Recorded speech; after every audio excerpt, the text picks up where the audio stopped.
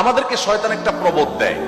এই ভিডিওগুলো আমরা দেখি ফেসবুক, ইউটিউব, আর স্কিপ করে চলে যাই, উপরের দিকে টেনে আমরা স্ক্রল করে চলে যাই। শয়তান আমাদেরকে বলে, তোমার কি করার আছে, তুমি একটা সামান্য, একে তো বাংলাদেশ মতো একটা ছোট্ট দুর্বল দেশ, আবার সে দেশের একজন অতি সাধারণ একজন নাগরিক, একজন নগণ্য মানুষ। তুমি এই আন্তর্জাতিক সমস্যার সমাধান করার মতো ক্ষমতা তোমার হাতে নাই, তোমার কি করার আছে? সো তুমি একটু আল্লাহর কাছে দোয়া করো, বাস। আমি একটু দোয়া করে ওটাকে স্কিপ করে আর একটা ঝাঁকানাকা কোনো ভিডিওতে আমি ডুবে যাচ্ছি। এই না আমাদের অবস্থা? আসলে কি তাই? আমি তো তা মনে করি না।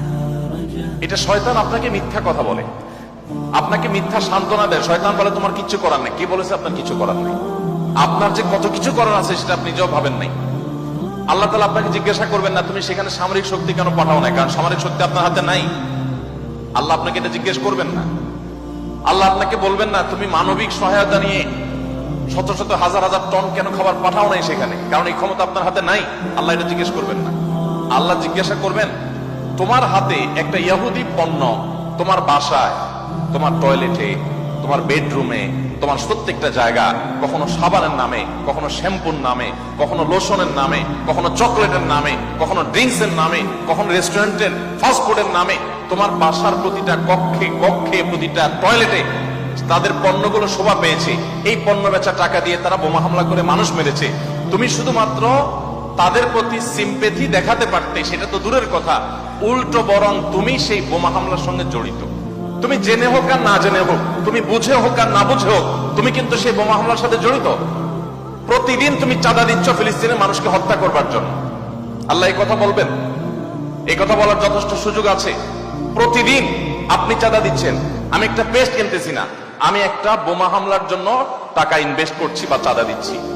প্রতিদিন বাংলাদেশের প্রত্যেকটা মানুষের কাছ থেকে, প্রতিটা মানুষের ঘর থেকে ওরা চাঁদা তুলে নিয়ে যাচ্ছে। আপনি মনে করছেন মুদি দোকানে গিয়ে আমি মালামাল কিনে আনছি। আল্লাহর কসম করে বলছি এটা মালামাল কিনা না। এটা আপনি দেখছেন মালামাল কিনা, আমি এটাকে মালামাল কিনা দেখছি না। আপনি দেখছেন আপনি পেপসি বা কোকা কোলা বা সফট ড্রিঙ্কস এদের যেগুলো আছে সেগুলো আপনি ডক ডক করে গিলছেন। আমি দেখছি সেগুলা লাল কালারের ওই পেপসি না, এগুলো হলো ফিলিস্তিনের মানুষের রক্ত। আপনি দেখছেন সেগুলো হয়তো কোক, আমি দেখছি সেগুলো রক্ত। বাংলাদেশের মানুষ এরকম ভুলো জাতি পৃথিবীতে আরেকটা আছে কিনা আমি জানি না। আমরা খুব দ্রুততার সাথে ভুলে যাই। আমরা কাউকে মাথা তুলতেও দেরি করি না, আবার মাথা থেকে আছাড় দিতেও আমরা দেরি করি না। এটা আমাদের একটা দুর্বলতা। আমাদের এই দুর্বলতাটা আমাদের কাটিয়ে ওঠার চেষ্টা করা দরকার। আমরা কয়দিন খুব জোরে সোরে বয়কট করে এরপরে আবার আমাদের সবকিছু সয়ে যায়। এক